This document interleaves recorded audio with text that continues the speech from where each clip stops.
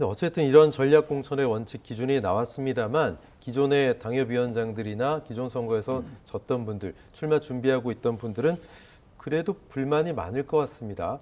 기준 공개됐다고 잡음이 완전히 사라지진 않겠죠? 전혀 사라지지 않죠. 그러니까 기존에 있던 분들한테 불이익을 주는 건 물론 뭐 필요한 부분도 없지 않아 있다는 생각은 들어요. 근데 기존에 준비하고 있던 분들이 있는 데서 어떤 누군가를 비대위원장이 불러내서 지명을 하거나 아니면 손을 들어주거나 좀 홍보하는 듯한 그런 반응을 하는 것 자체는요 상당히 그분들한테는 불쾌감을 주는 얘기죠. 그러니까 당장 뭐 예를 들면 마포 같은 경우 김성동 지금 당협위원장 같은 경우는 반발을 네네. 크게 하고 있잖아요. 그런 상황이기 때문에 저는 이런 식으로 하는 것이 결국은 문제가 될 수밖에 없다. 그리고 내부 반발을 불러일으킬 수 있는 요소로 작용할 수밖에 없어요. 근데 그럼에도 불구하고 이런 행동을 왜 하겠습니까? 결국은 용산의 힘이 강하게 작동을 하면서 검찰 출신이나 아니면 대통령실에서 근무한 경력을 갖고 있는 사람들 가능한 한 많이 국회의원에 당선시키고자 하는 의지, 뜻 이런 부분들이 반영되기 때문에 이런 일이 발생한다고 저는 생각해요. 그렇지 않고서 어떻게 이런 일이 발생할 수 있겠습니까? 그리고 대놓고 이렇게 한다고 하는 것은 눈치도 보지 않고 하겠다는 그런 자세이기 때문에 저는 이렇게 되면 지금은 가만히 있지만요. 공천관에서 떨어져 보세요.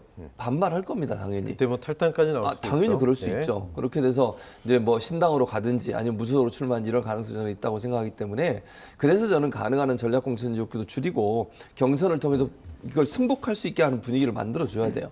근데 지금 하는 행동을 보면 그런 생각보다는 본인들이 원하는 사람들을 공천을 줘서 그 사람들을 국회에 더 많이 입성시키는 게 목적이라고 생각되기 때문에 아마 갈등은 피할 수 없는 상황이 되지 않을까 이렇게 생각합니다. 네, 어쨌든 김경률 비대위원 밀어주기 논란으로 사천 의혹까지 불거진 이 상황에서 이 기준안 마련 공개가 한동훈 위원장으로서 어떤 정당성을 갖게 하는 거냐, 돌파구가 될 수 있냐 이런 분석에 대해서 어떻게 보십니까?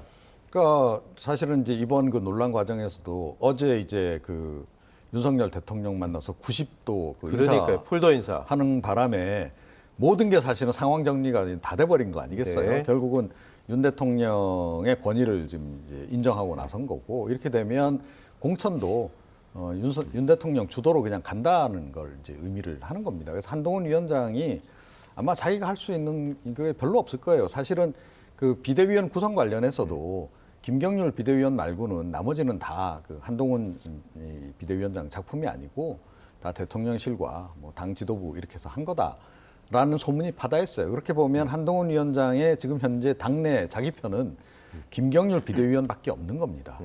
어떻게 보면 이제 거의 뭐 물 위에 떠 있는 한 방울 기름 같은 그런 그 상황인데 여기서 뭘 하겠어요. 그나마 이번에 예를 들어서 뭐 그 사퇴 요구 거부하고 차별화를 뭐 강하게 하면서 뭐 자기 세력을 좀 만드는 데 성공을 했다. 이러면 또 모르겠어요. 그런데 그것도 결국 실패한 거잖아요. 예.